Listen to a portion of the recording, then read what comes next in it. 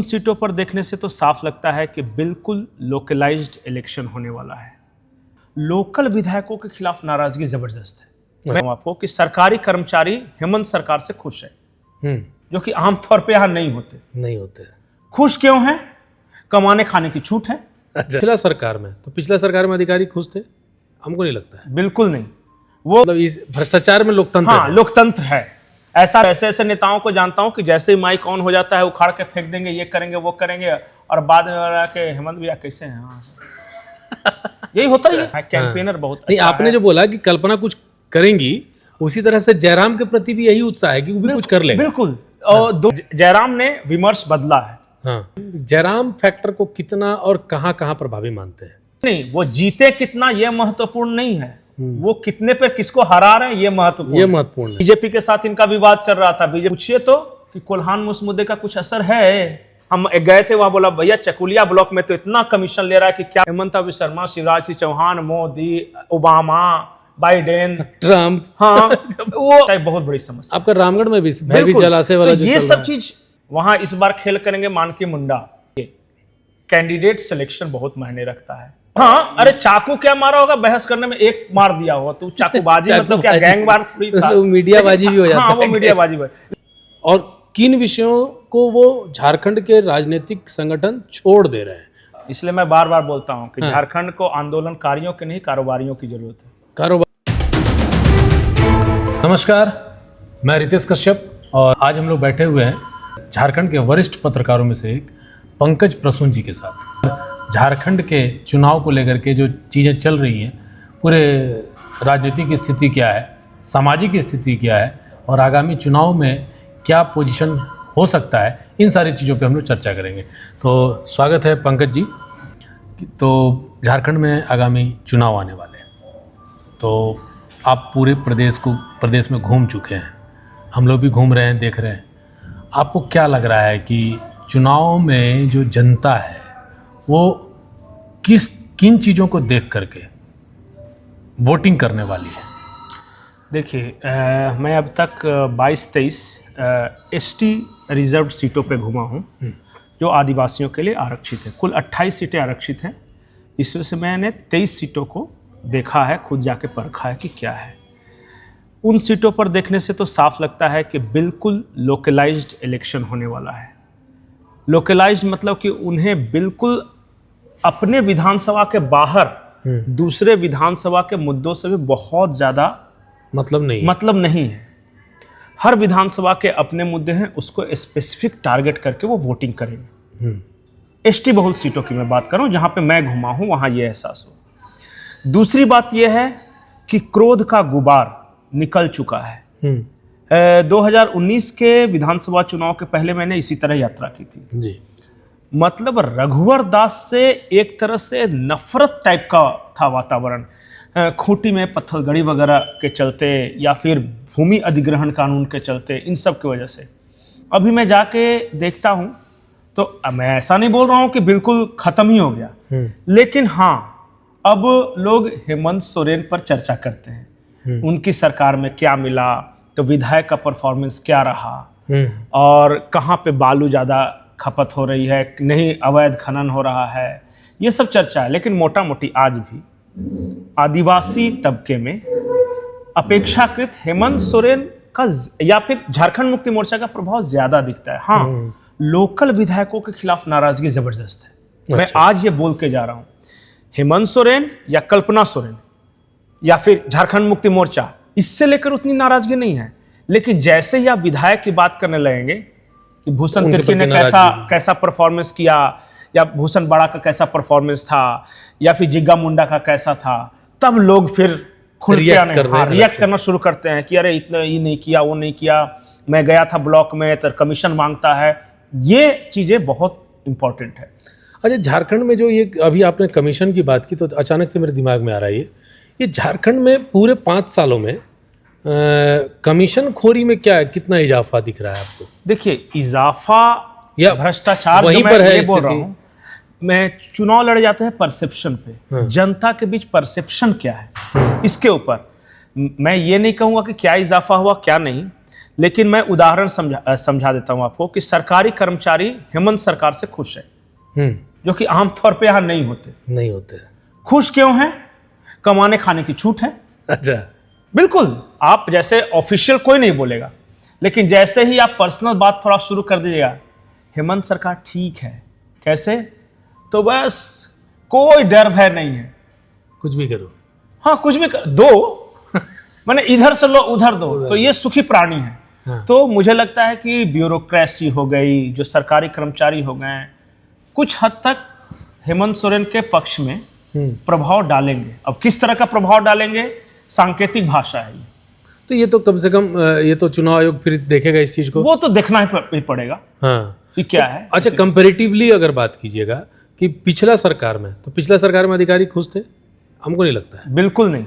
वो अब मैं और एक इंटरेस्टिंग बात बताता हूँ। जब मैं बात करता हूँ अधिकारियों से कि पिछला सरकार इस सरकार की तुलना, तो ये मुझे एक बात समझाते कि भ्रष्टाचार वहां भी था, लेकिन वहां कंसंट्रेटेड था एक जगह, मंदिर के शिखर पे, और यहाँ थोड़ा डिस्ट्रीब्यूट है। मतलब हर जगह। हाँ, मतलब पुजारी जी भी कुछ खा रहे हैं, बाहर बैठे भिखारी भी कुछ खा रहे हैं, हाँ। कुछ जो ये श्रद्धालु हैं उनको भी कुछ प्रसाद मिल जा रहा है। वहां सारा प्रसाद चला जाता था वो शिखर के कलश पे। अच्छा, ये मुझे यहाँ के जो सरकारी कर्मचारी हैं ये बताते तो नहीं, तो इसका मतलब कि जैसे यहाँ पर भिखारी भी खा रहे हैं, राजा भी खा रहे हैं, हाँ, मंदिर के पुजारी भी खा रहे हैं, मंत्री भी खा रहे हैं, संतरी भी खा रहे हैं, और भाजपा वाले भी खा रहे हैं। हाँ। मतलब ये बिल्कुल डेमोक्रेटिक भ्रष्टाचार है। अच्छा, मतलब इस भ्रष्टाचार में लोकतंत्र हाँ, लोकतंत्र है। ऐसा नहीं है कि बेचारे जो बीजेपी के हैं या फिर उनको नहीं, आपको मुंह पे कोई नहीं बोलेगा। मैं तो ऐसे ऐसे नेताओं को जानता हूं कि जैसे ही माइक ऑन हो जाता है उखाड़ के फेंक देंगे, ये करेंगे वो करेंगे, और बाद में बोला कि हेमंत भैया कैसे हैं। हाँ यही होता है। ये स्थिति है। स्थिति जो देखिए, एक पत्रकार होने के नाते ईमानदारी से लोगों के बीच सारी बातें रखनी चाहिए। हाँ हाँ, बिल्कुल। मैं डिप्लोमेटिक हो जाऊं और ये बोलूं कि नहीं बहुत अच्छा था और ये बहुत खराब था, ये कमी है वो कमी। एक बात और, आपने जब बात की तो मैं बता देता हूं कि इस चुनाव में कल्पना सोरेन एक्स फैक्टर है। कोई माने या नहीं माने, मैं दिल्ली से लेकर झारखंड में जहां तक आपके दर्शक है बता देता हूं। वो इसलिए कि जब मैं घूम रहा था ग्रामीण इलाकों में, तो आदिवासी को छोड़ दीजिए, गैर आदिवासी भी जो नौजवान थे या जो अधेड़ थे, क्यूरियोसिटी है कल्पना सोरेन को लेकर कि वो क्या है। क्योंकि देखिए, सारे नेता जो प्रेजेंट लॉट में मौजूद है वो कहीं ना कहीं ट्राइड एंड टेस्टेड है, देख लिया। बिल्कुल। 4-5 मुख्यमंत्री को लेकर तो बीजेपी घूम रही है। बिल्कुल। और एक मुख्यमंत्री हेमंत सोरेन हैं, और जो कांग्रेस के भी सारे सीनियर नेता हैं वो देख चुके हैं मंत्री संतरी जाके। हाँ। ये फ्रेश है, लोगों को उम्मीद है कि ये कुछ करेगा, ये कुछ करेगी। जयराम टाइप से जो चार्म है जी। हाँ। बिल्कुल। जयराम के साथ देखिए संगठन नहीं, देखिए चेहरा बहुत अच्छा है, कैंपेनर बहुत नहीं, अच्छा आपने है। जो बोला कि कल्पना कुछ करेंगी, उसी तरह से जयराम के प्रति भी यही उत्साह है कि वो भी कुछ कर लेगा। बिल्कुल। और दोनों में फर्क देखिए, दोनों का एक ही स्टाइल है। हाँ। ये भी बोनेट पे चढ़ जाती है, ये भी बोलना शुरू करती है। अच्छा। लेकिन जब एक महिला बोनेट पे चढ़ती है तो उत्साह दर्शकों का ज्यादा, जो ऑडियंस से सुनने वाला मेरे जैसा कर रहा है, मेरे बाल मारता है। और नौजवान देखिए, मैं ये नहीं बोल रहा हूँ, जयराम ने विमर्श बदला है। हाँ। लेकिन हर चुनाव में परिणाम लाने के लिए एक संगठन का बैकअप चाहिए। बिल्कुल। कि आपके कितने कार्यकर्ता हैं, संगठन का क्या स्ट्रक्चर है, ये सब करके सीट में कन्वर्ट करने के लिए बिल्कुल चाहिए। बिल्कुल। जीतने के लिए एक थ्रेशोल्ड पॉइंट जो क्रॉस करना होता है, वहां संगठन में जेएमएम को बैकअप मिल जाता है। इसलिए मैं बार बार बोल रहा हूं, मैं कई गांव में हो गया, हेमंत की बात करते करते अचानक जैसे ये कल्पना शब्द बोलिएगा, 4 आदमी बोलता है हमको भी कुछ कहना है। हाँ हाँ। मुझे कुछ कहना है तो मतलब कहिए। इसका मतलब क्यूरियोसिटी है जनता में, मैंने कल्पना को लेकर के। बिल्कुल बिल्कुल। जयराम से चर्चा कर रहे हैं हम, जयराम फैक्टर को कितना और कहां कहां प्रभावी मानते हैं? देखिए, जयराम फैक्टर कोल्हान में कुछ, और पंच परगनिया जो इलाका बोलते हैं, धनबाद, टुंडी, बोकारो, डुमरी वगैरह, यहाँ पे नॉर्थ छोटा नागपुर वगैरह। हाँ, इसलिए प्रभावी मैं ये बोल रहा हूँ कि जो यंग महतो लड़के हैं वो, और चूंकि उस क्षेत्र में जो भी नैरेटिव है बोकारो की वजह से, चूंकि बोकारो में प्रवासी ज्यादा हैं तो वहाँ बाहरी भीतरी ज्यादा इफेक्टिव हो जाता है। धनबाद में भी वही हालत है। तो जहाँ इस तरह का सामाजिक संरचना है और जहाँ महतो की संख्या ठीक ठाक है, वहाँ तो जयराम फैक्टर है। लेकिन संथाल में चले जाइएगा, पलामू प्रमंडल में चले जाइएगा, तो फिर वहाँ पे जयराम फैक्टर नहीं दिखाई देते। जो मुझे ऐसा लगता है, जो मेरा आकलन है कि जयराम का मुख्य वोट बैंक क्या, तीन तरह की आबादी में मानता हूं, बिल्कुल। आदिवासी, प्रवासी और मूलवासी। हम्म आदिवासी हैं, कम हैं पर कम है। उनके समर्थक, हाँ, अच्छा कम है, महतो के अपेक्षा कम है। अच्छा, उसके पीछे तो प्रवासी एक कारण भी हैं, है। नहीं है, मैं ये बोल रहा हूं। तो अगर आदिवासी प्रवासी नहीं है तो कौन है? मूलवासी। मूलवासी में कौन? साव, तेली, बनिया, ये सब हैं? नहीं है। तो हैं महतो वोटर्स, और यंग महतो खास करके ज्यादा वो एक्टिव हैं, वो फ्यूरियस हैं। हाँ बिल्कुल। वो राज ठाकरे हैं की तरह की पार्टी की तरह है, जो कि मीडिया में छाए हुए हैं, लेकिन जब चुनाव आने के बाद जब परिणाम आएगा तो देखा अरे ये क्या हो। तो मतलब एक सा वोट कटुआ फैक्टर दिख रहा है क्या? ये वोट कटुआ स्टाइल में रहेंगे मैं क्या? ये नहीं कह रहा या कि फिर किसी एक को बिल्कुल ही हराने वोट के लिए? कटुआ होंगे, हाँ। लेकिन हाँ, जो मेरा पर्सनल आकलन है, 1 या 2 सीट से ज्यादा 81 में नहीं आने वाला। ऐसा लग रहा है ये आपको? देखिए, पत्रकार के नाते हम भी तो हर एंगल से आकलन हाँ करते बिल्कुल हैं। बिल्कुल, वही तो मुझे लगता है कि हाँ, बज़ बहुत होगा। एक आप कमेंट टाइप कीजिए, 20 जयराम महतो का सपोर्टर आ जाएगा। ट्विटर, फेसबुक पे वो ज्यादा एक्टिव दिखेंगे। लेकिन मैंने कहा ना, रिसोर्स मैनेजमेंट, संगठन, इम्पैक्ट, थ्रेशोल्ड, ये सब बहुत सारे पैरामीटर्स पे, सामाजिक संरचना जब चेक करते हैं, तो मैं तो इसी इलाके में सिर्फ देखता हूं, वो भी 1 या 2 सीट आ जाए तो मुझे ऐसा लगता है ये जो हकीकत है वही है। लेकिन इस चक्कर में 1-2 सीट के चक्कर में कहीं ऐसा तो नहीं कि वो किसी और का एक कठपुतली? हाँ, ये बात आप सही कहा कि कठपुतली नहीं, वो जीते कितना ये महत्वपूर्ण नहीं है, वो कितने पे किसको हरा रहे हैं ये महत्वपूर्ण है। ये फैक्टर है, जयराम फैक्टर। बड़ी बड़ी पार्टियां हैं और हर कोई कैलकुलेशन भिड़ा रहा है कि जयराम का क्या असर होगा। लोकसभा चुनाव में मैं घूम रहा था, मैं साफ साफ बोलता हूं कि Giridih seat, Hazaribagh seat Jairam factor की वजह से जीती है बीजेपी। हाँ बिल्कुल। कुछ हद तक रांची भी। गिरिडीह बोल रहे हैं आप? गिरिडीह का जो चंद्र प्रकाश चौधरी थे, वहां सांसद का मैं चुनाव की बात कर रहा हूं। हाँ। चंद्र प्रकाश चौधरी की जीत के पीछे जयराम फैक्टर का एक बहुत बड़ा हाथ था। लेकिन अगर ऐसे देखा जाए तो, क्योंकि देखिए ना, वोट कितना खींचा, वो वोट कहां से खींचा। मैं जेएमएम को जितना वोट पिछले बार आया, लोकसभा चुनाव में बात करें, जितना वोट पिछले बार आया, 3 लाख 3.5 लाख वोट आया था। किस गिरिडीह सीट की बात कर? गिरिडीह सीट की बात कर रहे हैं, उतना ही वोट इस बार भी आया। तो कटा और इनको ज्यादा वोट आया था, ज्यादा मार्जिन से जीते थे चंद्र प्रकाश चौधरी। इस बार तो एकदम कम मार्जिन, 80,000 से जीते। तो इनको फायदा थोड़ी, नुकसान दिख रहा है। इस बार ये हार सकते थे, क्योंकि इस बार खुद चुनाव नहीं लड़ना चाहते थे, ध्यान नहीं दिए थे गिरिडीह संसदीय क्षेत्र पे। बीजेपी के साथ इनका विवाद चल रहा था, बीजेपी के कार्यकर्ता ने इनके लिए काम कर रहे थे। आज बीजेपी के कार्यकर्ता अलग अलग थे, बीजेपी और राजसू के। बिल्कुल। हाँ, ये तो दिख रहा था। ये सारा कुछ वहां जो उनका गुड्डू यादव जो सांसद प्रतिनिधि था, उससे जाके पूछे कि क्या स्थिति थी। तो इन सबके बावजूद ये जीत गए। इसीलिए ये फैक्टर देखिए, इसलिए जीत गए क्योंकि मैं गिरिडीह में था चुनाव के दिन। हारने वाले थे जो जीत गए। अगर डायरेक्ट फाइट हो जाता ना, और जो जिस तरह का इन्होंने 5 साल काम किया था गिरिडीह में, तो इनका तो बढ़िया बिस्तर गुल था। वो तो जयराम आया, कैंपेन, एग्रेसिव कैंपेन था उसका। चुनाव के दिन की मैं बात कर रहा हूं, 11 बजे तक गिरिडीह और आसपास के मुस्लिम बस्तियों में शोर मच गया कि मथुरा हार रहे हैं। और मथुरा हार रहे का मतलब पूरे मुस्लिम वोट जो 12 बजे के बाद पड़े, अचानक शिफ्ट हुआ जयराम की तरफ। हाँ। और उसका परिणाम आप देख ही रहे हैं क्या हुआ। नहीं तो सारा अगर उधर जाता तो शायद जेएमएम के हाथ में। यही मैं बात कर रहा हूं, अफवाह, हवा बहुत कुछ मायने रखता है। अंतिम में आ बिल्कुल बिल्कुल बिल्कुल। अच्छा, एक और चीज है, जैसे झारखंड को अगर देखा जाए, झारखंड पूरा अगर ओवरऑल देखते हैं तो संथाल के कुछ अलग मुद्दे दिखते हैं। इसलिए मैंने बोला ना कि यहाँ का चुनाव न नरेंद्र मोदी के चेहरे पे होने जा रहा है, हाँ। न बाबूलाल या न अर्जुन मुंडा। यहाँ का चुनाव इस बार बहुत ही लोकलाइज्ड है, क्षेत्रवार भी और विधानसभा वार भी। आप संथाल के कुछ मुद्दों को उठा रहे हैं, घुसपैठ कर रहे हैं, लेकिन जाके पूछिए तो कि कोल्हान में उस मुद्दे का कुछ असर है? पलामू में मैटर ही नहीं बनता है, कुछ मतलब ही नहीं उसको, घुसपैठ का कोई संबंध कोई मतलब नहीं उसको उससे। इस तरह कोल्हान के जो मुद्दे हैं उसका कोयलांचल में कोई मतलब नहीं बनता। कोयलांचल पलामू का एक अपने अलग मुद्दा है। तो इसलिए करें, बहुत लोकलाइज्ड इलेक्शन होने वाला है। और यहाँ पे क्या होगा इस बार, हर विधानसभा चुनाव में जो पार्टी वहां के मुद्दों को ज्यादा मास्टरी के साथ उठाएगी, वो एक की फैक्टर होगा। जो मैंने थ्रेशोल्ड की बात की ना कि 40-40 हजार दोनों वोटर हैं, 10,000 जिसकी तरफ शिफ्ट कर गया वो जीतेगा। वो 10,000 वहां के लोकल मुद्दे पकड़ेंगे।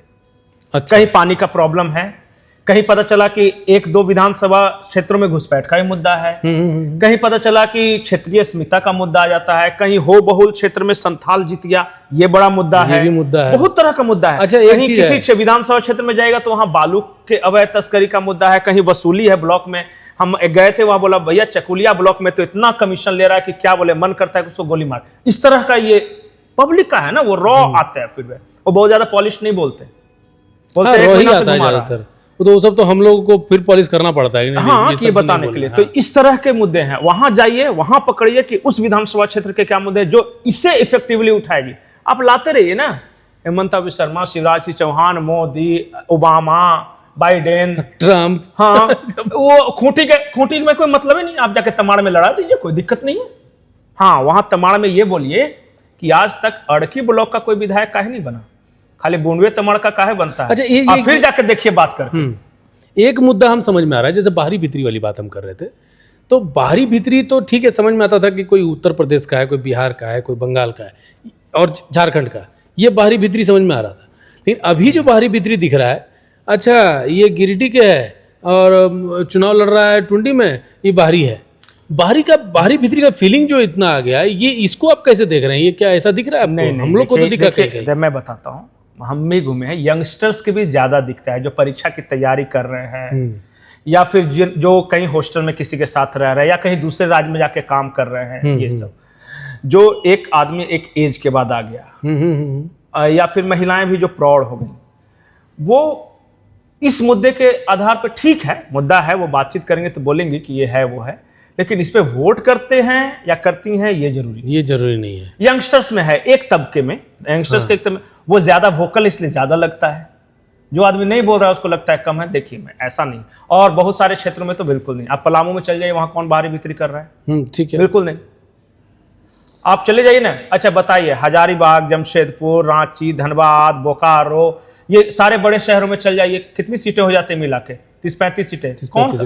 कोई मतलब नहीं।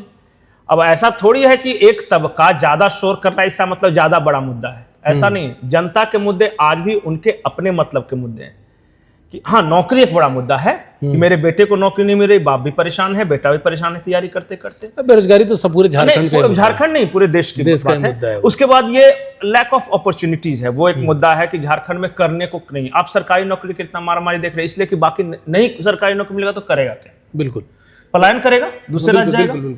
तो ये एक मुद्दा है, लोकल मुद्दा है। हर खेत को पानी मुद्दा हो सकता है कि भाई पानी की बहुत समस्या है, बहुत ज्यादा। ये खास करके संथाल, आप जितना वो सारठ, मधुपुर, ये सब इलाका देख रहे हैं, वहां सिंचाई बहुत बड़ी समस्या। आपका रामगढ़ में भी भैवी जलाशय वाला जो ये सब चीज आपको देखना पड़ेगा, पकड़ना पड़ेगा। अच्छा, एक और हम अब आगे बढ़ते हैं, तो अगर हम ये बात करें कि झारखंड के, जैसे आपने बताया कि संथाल का अलग मुद्दा, कोल्हान का अलग मुद्दा, उत्तरी छोटानागपुर लोकलाइज चुनाव है।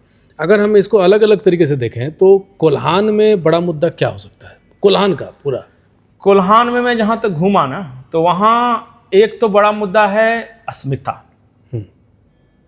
आदिवासी अस्मिता हमेशा से वहां बड़ा मुद्दा रही है कि कौन उस पर राज करेगा। पिछली बार जब रघुवर दास थे ना, तो छत्तीसगढ़िया राज कर रहा है, छत्तीसगढ़िया एक मुद्दा बनाया गया था।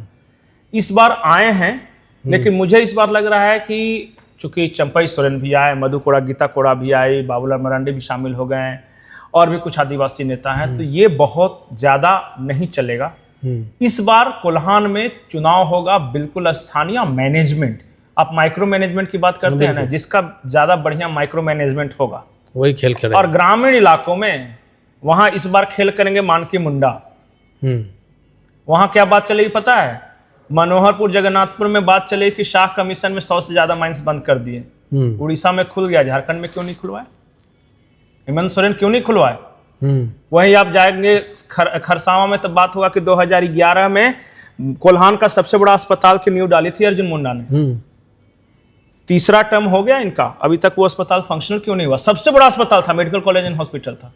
वहां के लिए ये मुद्दा है। चक्रधरपुर में मुद्दा ये है कि बंदगांव और ऊपर और नीचे, बेचारा ऊपर को कोई वैल्यू ही नहीं देता। जो भी विधायक बनते हैं वो चक्रधरपुर नीचे वाले बनते हैं, घाट वाले। तो ये इस तरह के मुद्दे इस बार काम करेंगे, देखिएगा। तो ये आपको दिख रहा है। और संथाल में अगर बात करें, संथाल में कौन सा मुद्दा आपको अभी संथाल के दिखाई दे अपने रहा है? मुद्दे हैं, लेकिन संथाल के मैं बात कर लेता हूं। देखिए, संथाल में बहुत हाई प्रोफाइल नेता हुआ करते थे, गढ़ था। पंकज मिश्रा प्रकरण, हेमंत सोरेन का जेल जाना, ये सब भावनात्मक मुद्दे हैं जो कि आदिवासियों को अपील कर रहे हैं। घुसपैठ का मुद्दा जो उठाया है, बांग्लादेशी घुसपैठ का, वो बीजेपी के फेवर में जाता है। मैं सब तो नहीं बोल रहा हूं, लेकिन 5-10% आदिवासियों में भी ये भावना है कि हमारी जमीनें ले रहे हैं, हमारी बहु बेटियों की इज्जत के साथ खेल रहे हैं। ये भावना संथाल में दिखती है। मैं 5-10% मैं जो ट्राइबल इलाके गाँव की बात कर रहा हूँ। अच्छा अच्छा। दूसरा वहां है, देखिए, कैंडिडेट सिलेक्शन बहुत मायने रखता है, पार्टी के अंदर की गुटबाजी बहुत मायने रखते हैं। ये सब तरफ है। हाँ, हर जगह है, ये सब जगह है। तरफ है। अब कल ही परसों सुने ना कि लुइस मरांडी या सुनील सोरेन के समर्थक एक दूसरे से चाकूबाजी चाकूबाजी चल रहा है। अब चाकूबाजी जैसा यहाँ ये तो अति है ना। नहीं, कभी कभी चाकूबाजी जैसा शब्द जो है ना, ये भी एगो बड़ा हाँ, अरे चाकू क्या मारा होगा, बहस करने में एक मार दिया होगा, तो चाकूबाजी मतलब क्या गैंगवार फ्री था? तो मीडियाबाजी भी हो जाता है। हाँ, वो मीडियाबाजी भी। लेकिन जो है वो यही है, स्थानीय मुद्दे। एक सबसे बड़ा मुद्दा जो कि छूट जाएगा, निशिकांत दुबे फैक्टर 5 से 6 सीटों पे असर कर रहा है।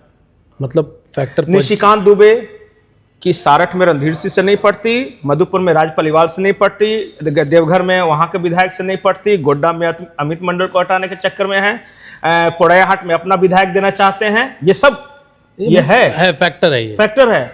ये बीजेपी कैसे संभालती है, इस पे बहुत बड़ा ये करेगा। और नहीं तो बोल दे निशिकांत दुबे कि अपना जितना गोड्डा और मधुपुर, जितना कोडरबा ये सब है, तू ही ले ले, तू ही जिता दे। क्योंकि किसी न किसी को तो आपको समर्थन करना पड़ेगा, सारे के सारे आपके विरोधी नहीं हो सकते ना। सही बात, सही बात। कितने भी बड़े आप नेता हो, तो मैनेज करके चलना पड़ेगा। अगर अब इधर इस छोटा नागपुर की बात कर दें, यहाँ पर आपको बड़ा मुद्दा क्या दिखता है? देखिए, रांची का बड़ा मुद्दा तो राज्य का बड़ा मुद्दा होता है। रांची की मैं बात नहीं करूंगा, लेकिन मैं सिसई गया, गुमला गया, यहाँ भी बालू का कमीशन यहाँ बहुत बड़ा मुद्दा है। बालू कमीशन। मुझे जो दक्षिणी छोटा नागपुर में घूमा हूँ, हर विधानसभा में इस बात की चर्चा है कि कितना ट्रक खोला, किसका कितना हाईवा गया, कितना बालू कोड़ा, कहाँ खाया, कहाँ बेचा। ये गढ़वा तक ये मामला, यहाँ से जो निकलते निकलते पूरा ये इस क्षेत्र का बहुत बड़ा विषय है। अच्छा, एक चीज़ है, अब आखिरी सवाल हम पूछेंगे कि जैसे कि ठीक है, कोई घोषणा कर चुका है, बोल रहा है तुमको हम तुम्हारा वादा याद दिला देंगे, और कोई नया घोषणा कर रहा है कि हम ये काम कर देंगे। हम घोषणाओं से परे हटके अगर झारखंड की बात करते हैं, झारखंड की कौन क्या घोषणा किया, कौन क्या घोषणा करने वाला, ये सवाल को साइड कर देते हैं। झारखंड के बेसिकली झारखंड को क्या चाहिए और किन विषयों को वो झारखंड के राजनीतिक संगठन छोड़ दे रहे हैं, हम वो बात कर रहे हैं। झारखंड को सबसे पहले चाहिए पॉलिसी में निरंतरता। पॉलिसी पैरालिसिस की हालत है। एक सरकार आएगी, वो कहेगी 84, एक उदाहरण, दूसरा आएगी कहेगी 32, तीसरा कोई आएगी न 84 न 32, जब से आज़ाद हुआ तब एक नीति, जो रिक्रूटमेंट की नीति है, वो अलग अलग, कोई 13 जिले अलग, 11 जिले अलग, कोई पता चला कि 32 की बात करते करते open for all. Open for all, हाँ। देखिए पॉलिसी, देखिए कोई भी राज्य हो या देश हो, पर्सनल विश पे नहीं चल सकता। पॉलिसी में एक निरंतरता रहती है। हमारी विदेश पॉलिसी देश की कैसी है, सरकारें कोई भी बदले, लेकिन हम एक तरह से चलते हैं।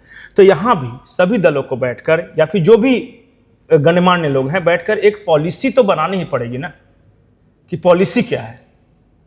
तो जब तक ये पॉलिसी पैरालिसिस नहीं खत्म होगा, तब तक ये पर्सनल विश पे होगा। एक रांची के पास सुकरहुटू नाम का जगह था, जो सरकार आता था वहां पत्थर गाड़ता था कि न्यू रांची, बाद में पता चला कब्रिस्तान की तरह दिख लेगा, 17-18 खाली पत्थर दिखते थे। हाँ। कोई मतलब नहीं उसका, कोई मतलब नहीं, सही बात है।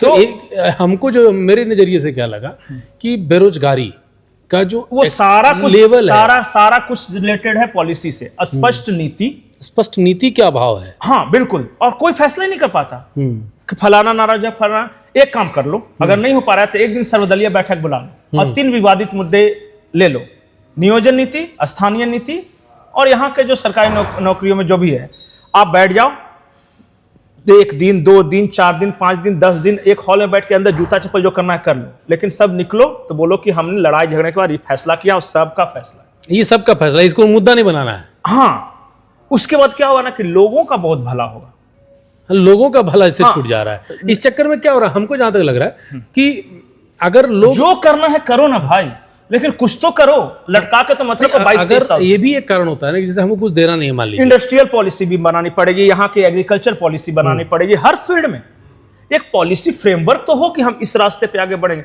अभी तो कुछ है ही नहीं। एक सवाल ये भी है ना कि मान लीजिए हमको कुछ देना नहीं है, एक तो हम आए हैं सरकार में, हमको कुछ देना नहीं है, तो करना क्या चाहिए? ऐसा कुछ गतिविधि करो जिसमें पब्लिक अपने में आंदोलित रहे, किसी चीज में एंगेज रहे। इसलिए मैं बार बार बोलता हूं कि झारखंड को आंदोलनकारियों की नहीं, कारोबारियों की जरूरत है। कारोबारियों की जरूरत है। इतना क्रांतिकारी यहाँ है कि क्रांति किसके खिलाफ करना है, उन लोग कम पड़ गए। यही समझ में नहीं आ रहा है। तो ये थे पंकज प्रसून जी, जो वरिष्ठ पत्रकार हैं और अपनी बात खुले दिल से, बेबाकी से हर बात रखते हैं और ये नहीं सोचते हैं। और निष्पक्षता आप लोग खुद ही तय कीजिएगा, कमेंट में आप लोग जवाब दीजिएगा कि हाँ कैसा लगा आपको ये डिस्कशन। और अभी तक के लिए इतना ही। आप हमारे चैनल को सब्सक्राइब जरूर कीजिएगा और अच्छा लगे तो कमेंट कीजिएगा, बुरा लगे तो भी कमेंट करके बताइएगा कि इसमें कमी कहाँ रही। धन्यवाद। ठीक रहा जी डिस्कशन? हाँ, और सब्सक्राइब कर